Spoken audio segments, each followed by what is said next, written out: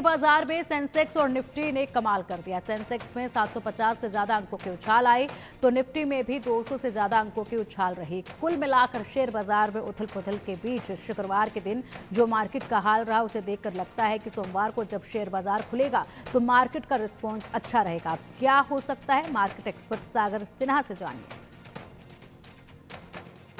बाजार तो भैया एक छोटे बच्चे की तरह है। उसको अगर चॉकलेट दे दो तो खुश हो जाता है, चॉकलेट ना दो तो वो रोने लग जाता है। ऐसे ही शेयर बाजार है। खराब खबर जरा सी आई नहीं, शेयर बाजार गिर जाएगा। अच्छी खबर आई नहीं तो शेयर बाजार उठ जाएगा। परसों हमने जैसे देखा कि शेयर बाजार लगातार लाल लाल लाल लाल था, कल हमने जस्ट उल्टा देखा, उसका ग्रीन ग्रीन ग्रीन। क्या बात हुई कल जरा हम समझेंगे। आज इन मुद्दों पर जरा हम बात करते हैं। निफ्टी सेंसेक्स दोनों करीब 1% बढ़े। अदानी ग्रुप के लिए गुड न्यूज आया है। क्या है गुड न्यूज जानेंगे अभी। अडानी ग्रुप के शेयर हुए रॉकेट। खराब जीडीपी नंबर बिगाड़ सकता है मूड। अब समझाते हैं बात क्या हुई है, चीजें क्या क्या है। देखिए, सेंसेक्स निफ्टी ने शुरुआती उतार चढ़ाव के बाद बढ़िया तेजी के साथ क्लोजिंग तो कर दी है। कल बाजार ने जोरदार तेजी के साथ बाजार बंद हुआ, जहां निफ्टी 216 अंक चढ़ करके 24,131 पर बंद हुआ। वहीं सेंसेक्स 759 अंक चढ़कर 79,802 पर बंद हुआ है और निफ्टी बैंक 148 अंक चढ़कर 52,055 पर बंद हुआ है। सबसे शानदार बढ़ोतरी देखने को मिली है अडानी ग्रुप की, क्योंकि कुछ अडानी कंपनियों में हमें ये देखने को मिली है बढ़त।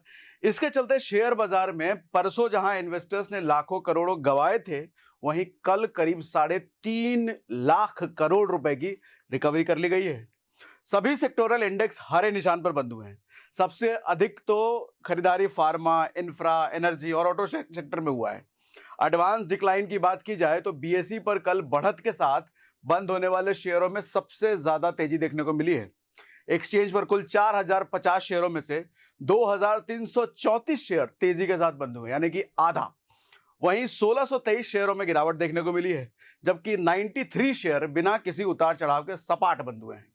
इसके अलावा 490 शेयर की बात करें तो कल कारोबार के दौरान लगभग अपना नया 52 वीक हाई को कल छुआ है। और इसके साथ ही जीडीपी के बारे में भी थोड़ा बात कर लेते हैं। उम्मीद से कम रहे Q2 जीडीपी का नंबर, तो जीडीपी के बारे में जरा हम बात कर लेते हैं। देखिए, सरकार ने सितंबर तिमाही यानी कि दूसरे क्वार्टर के लिए जीडीपी नंबर भी आ गए हैं और कल शाम को आए हैं। बेसिकली रिलीज किए हुए विकास दर के नंबर उम्मीद से कम रहे। विकास की दर सितंबर तिमाही से में गिरकर 5.41% पर आ गई है, गिरकर। ईयर ऑन ईयर की बात करें तो ये पिछले साल इस तिमाही की जीडीपी ग्रोथ रेट 8.1% थी।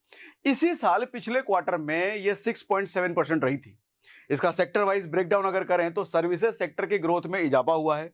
सर्विसेज सेक्टर जैसे व्यापार हो गया, होटल हो गया, परिवहन हो गया, प्रसारण सेवाएं हो गए, ये सब फाइनेंशियल ईयर 2024-25 की दूसरी तिमाही में 7.1% की ग्रोथ इन्होंने दर्ज की है, जो पिछले वित्त वर्ष के 6.0% से ज्यादा है, यानी कि 6% से ज्यादा है।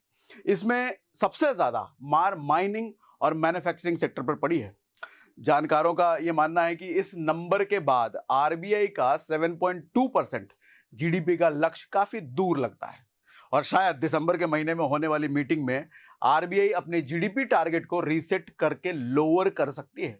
और ये नंबर सोमवार को शेयर मार्केट का मूड बिगाड़ सकते हैं, क्योंकि नंबर बता रहे हैं कि कहीं ना कहीं तेजी से बढ़ने वाली इकोनॉमी के रास्ते में स्पीड ब्रेकर आने की पूरी संभावना है। अडानी ग्रुप की बल्ले बल्ले कैसे हुई, जरा समझते हैं। अमेरिका के सबसे बुरी खबर आने के बाद अडानी ग्रुप की कंपनियों के शेयर में एक तरफा बिकवाली हमने देख ली और हफ्ते की शुरुआत में तो ऐसा लगा कि शायद इन स्टॉक्स की वापसी में समय बहुत लगेगा, लेकिन जैसी जोरदार पिटाई हुई थी वैसा ही शानदार इन्होंने बाउंस बैक कर लिया। कंपनी के सभी स्टॉक्स, अमेरिका कांड के बाद 27 को कंपनी ने स्टॉक एक्सचेंज को पहली बार क्लैरिटी दी कि गौतम अडानी और उनके भतीजे सागर अडानी पर US foreign corrupt practices act के इन्होंने इस एक्ट का कोई उल्लंघन नहीं किया है और कोई आरोप है ही नहीं। और यही नहीं, देश के one of the top legal voice और सीनियर एडवोकेट मुकुल रोहतगी भी गौतम अडानी के बचाव में आए हैं। उन्होंने बताया कि चार्जशीट जो दायर की गई है उसमें कई सारी गड़बड़ियां हैं।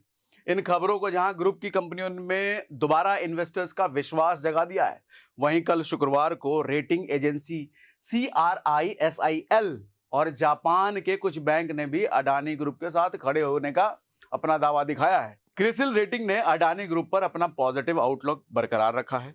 क्रिसिल रेटिंग ने यह बताया है कि कंपनी के फाइनेंशियल्स और बिजनेस रिस्क प्रोफाइल मजबूत है, इसलिए एजेंसी का आउटलुक पॉजिटिव भी है।